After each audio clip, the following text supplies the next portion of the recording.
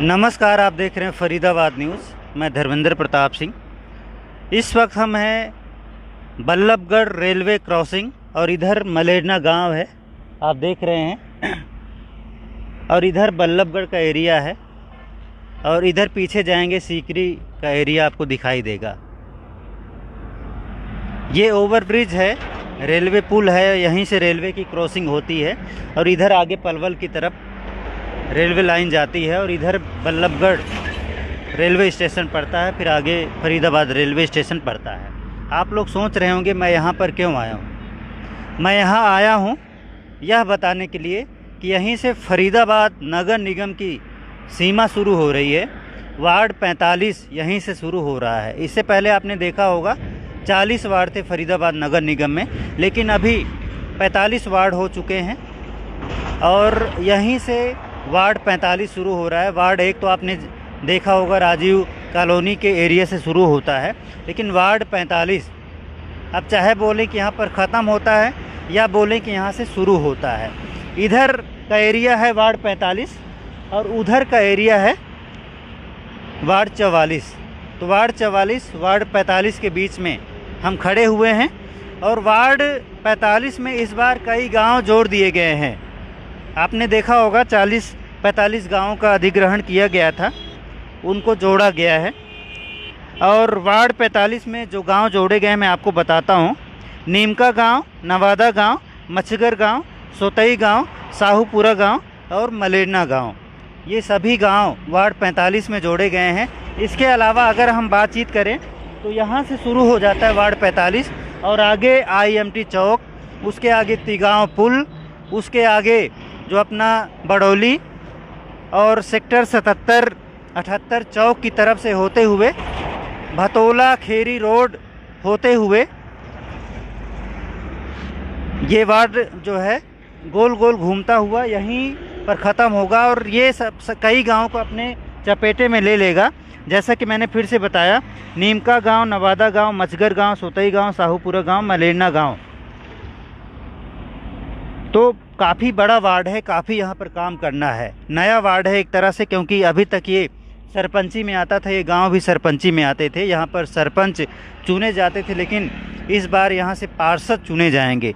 तो बहुत सारे पार्षदों ने चुनाव की तैयारी भी शुरू कर दी है। हालांकि कुछ लोगों ने ऑब्जेक्शन फाइल किया है हाई कोर्ट में, तो हो सकता है कुछ समय के लिए चुनाव टल जाएं। वैसे तो ऐसी आशंका जाहिर की जा रही थी कि मार्च में या अप्रैल में लास्ट में चुनाव हो जाएंगे या डेट की घोषणा हो जाएगी, लेकिन अभी तक डेट की घोषणा नहीं हुई है।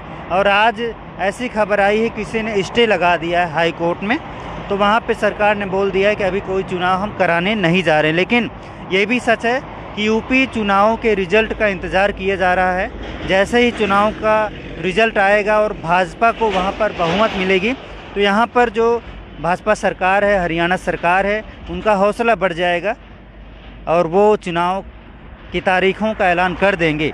लेकिन ये डिपेंड करता है कल के रिज़ल्ट पर। अगर रिज़ल्ट अच्छा आया तो हो सकता है अप्रैल में चुनाव हो जाएं।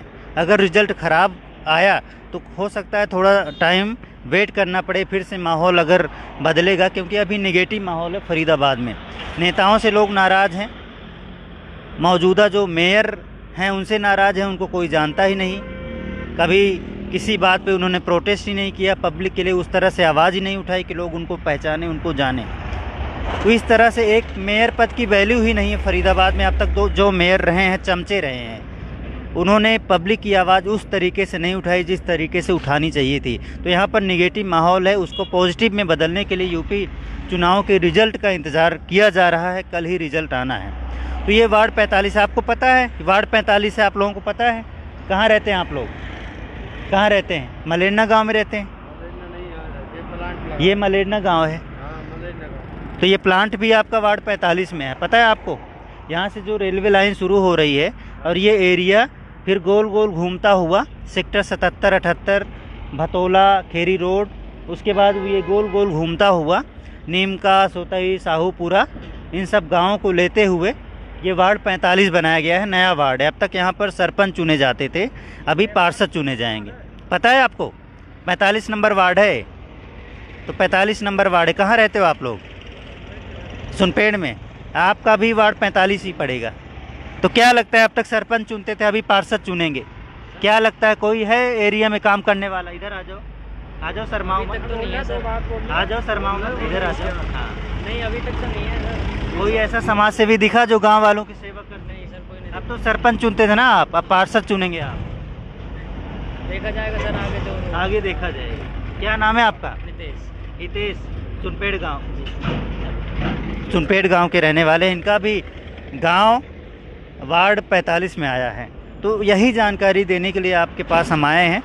अगर आप अच्छा काम करते हैं, अच्छी समाज सेवा करते हैं, पब्लिक के लिए काम करना चाहते हैं, अपने एरिया के लिए काम करना चाहते हैं, वार्ड के लिए काम करना चाहते हैं, आपके अंदर जज्बा है, आपके अंदर हौसला है, आप जो भी चैलेंजेज आते हैं अगर फाइट कर सकते हैं, काम निकलवा सकते हैं। आप आगे आपको एमसीएफ के अफसरों से लड़ना है, जो कई लोग भ्रष्ट हैं, काम चोर हैं, काम नहीं करना चाहते, फाइलों को पास नहीं करना चाहते, घूसखोर हैं। ऐसे लोगों से आपको फाइट करना पड़ेगा, ऐसे लोगों से आपको काम कराना पड़ेगा। अगर आपके अंदर हौसला है तो हम भी आपके साथ हैं, फरीदाबाद न्यूज़ भी आपके साथ है। आप हमसे संपर्क कीजिए 9953931171। मेयर का भी चुनाव है और पार्षदी का भी चुनाव एक साथ होगा, हालांकि अभी तारीखों का ऐलान नहीं किया गया है। मेयर चुनेंगे और पार्षद चुनेंगे, तो मेयर भी अच्छा होना चाहिए, पार्षद भी अच्छे होने चाहिए। अगर आपके अंदर जज्बा है, आप चैलेंजेस से फाइट कर सकते हैं, पब्लिक के लिए काम कर सकते हैं, तो आप हमसे संपर्क कीजिए। हम आपके मैसेज को पब्लिक तक ज़रूर पहुंचाएंगे। फरीदाबाद न्यूज़ का नंबर है 9953931171।